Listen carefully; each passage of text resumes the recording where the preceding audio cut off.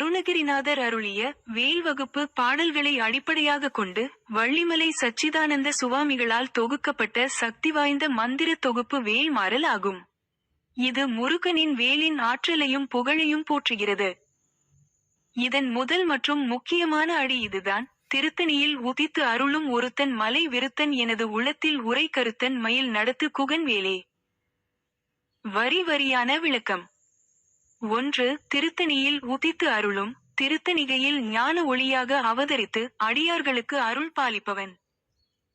2. ஒருத்தன், ஒப்பற்ற தனித்தலைவன். 3. மலை விருத்தன், குறிஞ்சி மலையின் தலைவனான முருகன். 4. எனது உள்ளத்தில் உரை கருத்தன், எனது இதயத்தில் நிலையாக உறைபவன் மற்றும் என் எண்ணங்களை இயக்குபவன்.